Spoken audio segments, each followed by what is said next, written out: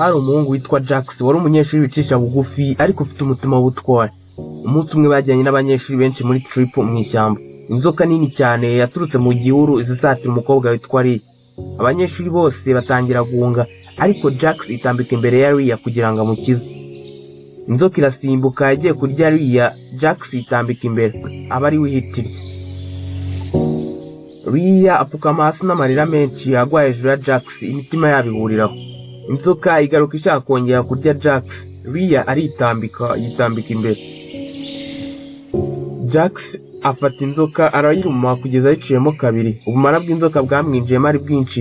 Jax areba mu maso ya Ria aravuga ati I love you.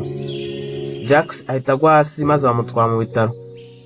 Ria akomeza kumugwaza yanga gutaha. Kuvuga ubwo Jax yagwaga hasi akajyanwa mu bitaro bwangu, Ria ntiyamuretse n'umunota n'umwe. Abaganga bagerageje gukora ibishoboka byose ariko umubare bw'inzoka bwari bwamwinjiyemo cyane.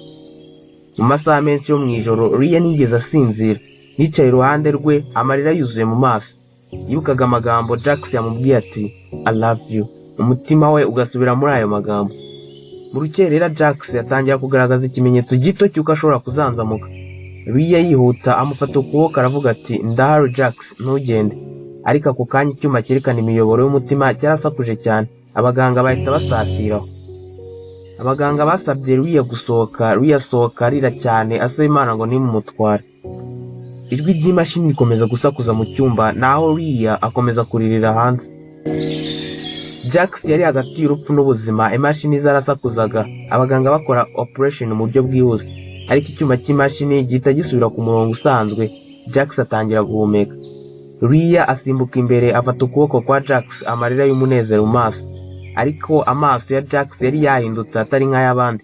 Yasaga icyatsi kibisi nk'ay'inzoka yamuriye.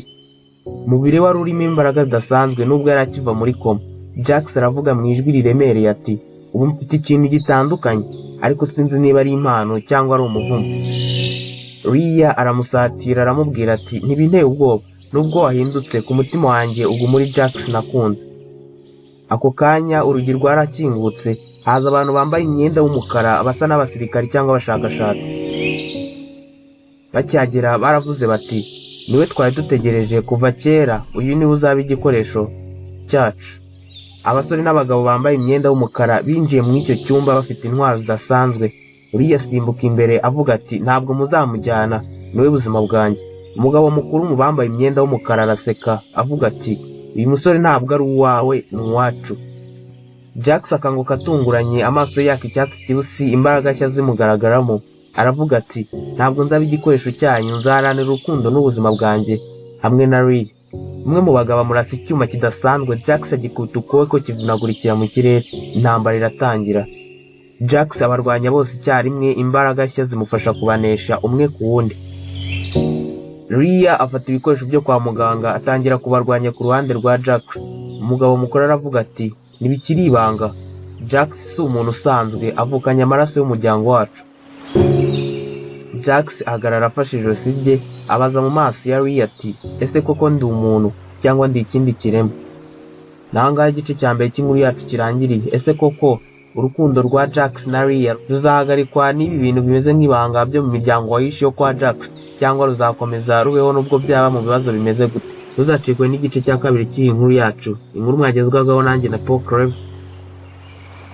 Naho ubutaha.